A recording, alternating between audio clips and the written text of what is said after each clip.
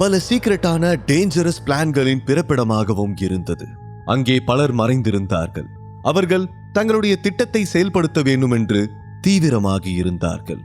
அதில் ஒருவன் தான் டென்சன். இதே டென்சன் தான் சிவாவை கடத்துவதற்காக ரோமியோவையும் ஜூலியட்டையும் ஹையர் செய்திருந்தார். இவன் நார்த் ஈஸ்டை சேர்ந்த ஒரு ரெபல். அவன் ஆபத்தானவன் மட்டுமல்ல, மிகவும் தந்திரமானவன். அவனுடைய மிகப்பெரிய இலக்கே IEQவின் ஹெட் ஆபீஸை அடிக்க வேண்டும் என்பதுதான். ஒரு பாம் மூலம் அதை கம்ப்ளீட்டாக காலி செய்ய வேண்டும் என்று நினைத்திருந்தான். பல வருடங்களுக்கு பிறகு இப்போதுதான் அவனுடைய பிளான் சக்சஸ் ஆவதற்கான சரியான வாய்ப்பு அமைந்திருந்தது. ஏனென்றால் இப்போதுதான் அவனுடைய திட்டத்தை நிறைவேற்றக்கூடிய சரியான நபரை அவன் கண்டுபிடித்திருந்தான். டென்சன் ஒரு கேம்பின் சீக்ரெட்டான கார்னரில் அமர்ந்திருந்தான். அவனுடைய கம்பானியன் அவனுக்கு அருகில் அமர்ந்திருந்தான். இருவரும் எழுந்து பேசிக்கொண்டே நடந்தார்கள். டென்சன் சீரியஸாக, இந்த பிளான் ரொம்ப ரொம்ப முக்கியம். இது சக்சஸ் ஆச்சுன்னா நம்ம மிஷன் கம்ப்ளீட் ஆயிடும். பட் இதுல மட்டும் ஏதாவது ஒரு சின்ன தப்பு நடந்தா கூட அவ்வளோதான், எல்லாமே முடிஞ்சிரும். அவனுடைய கம்பானியன் மிகவும் தைரியமாக, டோன்ட் வரி டென்சன், இது மாதிரி நிறைய மிஷனை நான் பண்ணியிருக்கேன். இது வரைக்கும் ஃபெயிலியருங்கிற பேச்சுக்கே இடம் இல்லை. இதுவும் அதே மாதிரி சக்சஸா முடிப்பேன் என்றான். நீ நினைக்கிற மாதிரி இது ஒன்றும் ஈஸி டார்கெட் இல்லை. உனக்கே தெரியும்னு நினைக்கிறேன். IEQவோட ஹெட் குவார்ட்டர்ஸ் ரொம்ப செக்யூரா இருக்கும். உள்ள போறது ரொம்ப ரொம்ப கஷ்டம். ஸோ ரொம்ப கேர்ஃபுல்லா இருக்கணும் என்றான் டென்சன். I understand. அந்த இடத்தை பத்தின டீடைல்ஸ் எல்லாத்தையும் நான் ஆல்ரெடி செக் பண்ணிட்டேன். என்னோட பிளான் ரொம்ப கிளியர்.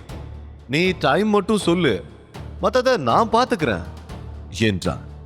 அதை கேட்ட பிறகும் டென்சன் ரிலாக்ஸ்டாக ஃபீல் பண்ணவில்லை. இந்த மிஷன் சக்சஸ் ஆக முடிந்தால் மட்டும்தான் அவன் ரிலாக்ஸ் ஆவான்.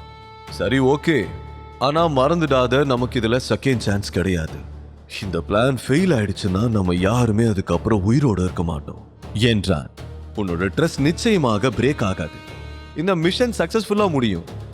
IEQவை அழிச்சது நம்ம தானே, ஹிஸ்டரியில நம்ம பேர் நிச்சயமா இருக்கும் என்றான். இருவரும் காட்டுக்குள் பேசிக்கொண்டே நடந்தார்கள். அடர்ந்த காட்டுக்குள் அவர்கள் சிறிது தூரம் சென்று மறைந்து விட்டார்கள். IEQவுக்கு இவ்வளவு பெரிய ஆபத்து காத்திருக்கிறது என்று தெரியாத சிவா தர்மா குரூப்ஸின் அலிகேஷன் விஷயத்தில் தீவிரமாக இருந்தார். சில நாட்களுக்கு பிறகு தினேஷ் சொன்ன அந்த நாள் வந்துவிட்டது. அவர் போன பிரஸ் மீட்டில் ஒரு வாரத்துக்குள் மணி ஸ்கேமுக்கு பின்னால் யார் இருக்கிறார்கள் என்று கண்டுபிடிப்பதாக சொல்லியிருந்தார். நாடே அதை தெரிந்து கொள்ளத்தான் ஆர்வமாக இருந்தார்கள். எல்லா டிவியிலும் லைவ் ஓடிக்கொண்டிருக்க பிரஸ் மீட் ஆரம்பித்தது. பல பாப்புலரான சேனல்களும் நியூஸ் பேப்பர் ஜேர்னலிஸ்ட்களும் வந்திருந்தார்கள். தினேஷ் ஸ்டேஜுக்கு வந்து சீரியஸான முகத்தோடு தன்னுடைய பேச்சை தொடங்கினார்.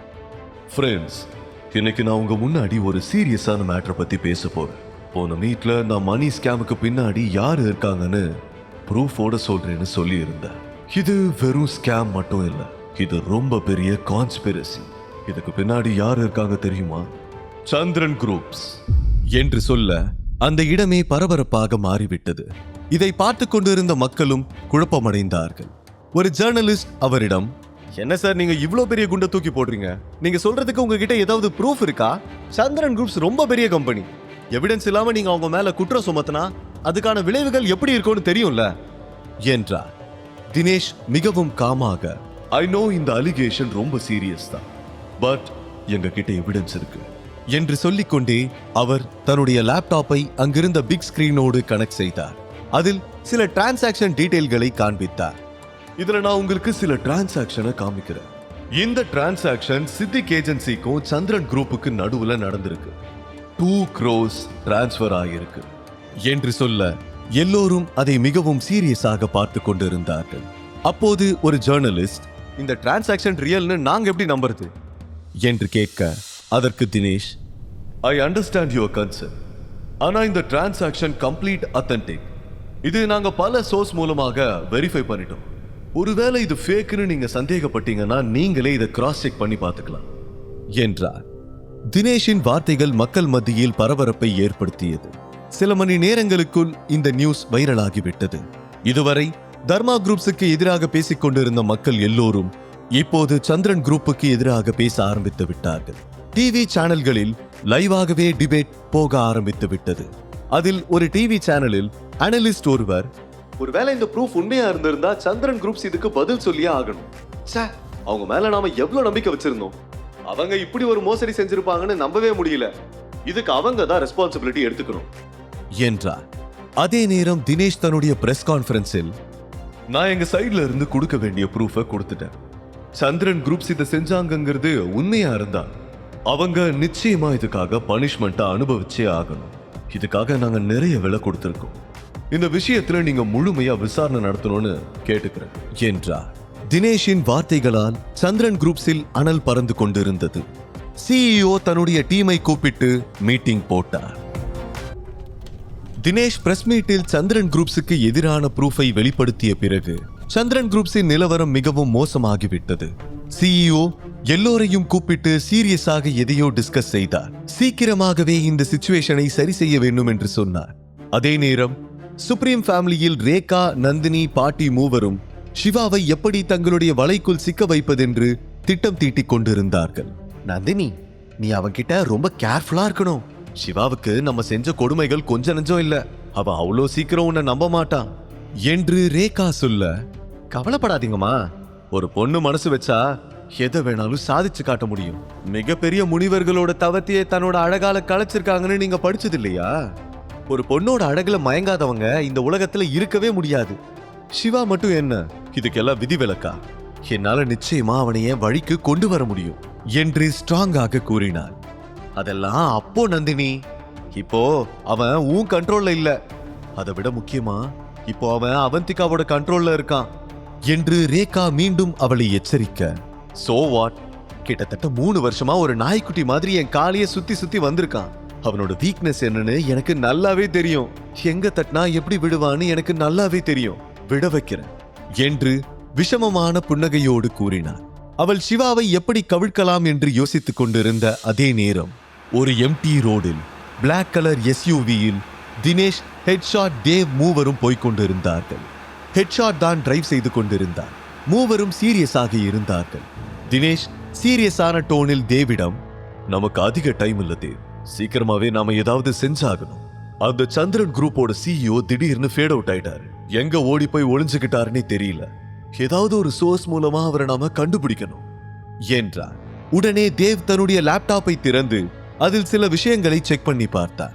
பின் ஏமாற்றமான முகத்தோடு, அங்கிள், நான் அவரோட பேங்க் டிரான்சாக்ஷன், கால் ரெக்கார்ட்ஸ், ரீசன்ட் ஆக்டிவிட்டிஸ் எல்லாத்தையும் செக் பண்ணி பார்த்துட்டேன். ஆனா அவர் எங்க இருக்காருங்கிறது மட்டும் என்னால ட்ரேஸ் பண்ணவே முடியல. சம்திங் ஃபிஷி என்றார். இதை கேட்ட தினேஷ் ஃப்ரஸ்ட்ரேஷனாக, ஒருத்தர் எப்படி சடனா மறைஞ்சு போக முடியும் தேவ்? அதுதான் புரியல. அவர் எங்க இருக்காருன்னு நிச்சயமா யாராவது ஒருத்தருக்காவது தெரிஞ்சிருக்கணும்ல. ஐ மீன், அவர் சடனா மறையணும்னா யாராச்சும் அவருக்கு ஹெல்ப் பண்ணி இருக்கணும்ல. சோ அவரை சுத்தி சந்தேகப்படும்படியான ஆளுங்களை க்ளோஸா வாட்ச் பண்ணா நிச்சயமா அவர் எங்க இருக்காருன்னு கண்டுபிடிக்க முடியும். ஆனா அது யாரா இருக்கும்னு தான் என்னால யோசிக்கவே முடியல என்றார். ஹெட்ஷாட் அவர்கள் இருவரும் பேசிக்கொள்வதை கவனமாக கேட்டுக்கொண்டிருந்தார். தேவ் சிறிது நேரம் ஆழமாக யோசித்துவிட்டு, அங்கிள், அவர் திடீர்னு மறைஞ்சதுக்கு பின்னாடி வேற யாரோ ஒருத்தர் இருக்காங்கன்னு எனக்கு தோணுது. சிவா சார் என்ன சொன்னார்னு ஞாபகம் இருக்கா? இந்த ஸ்கேமுக்கு பின்னாடி யாரோ ஒரு மாஸ்டர் மைண்ட் இருக்காருன்னு சொன்னார்ல.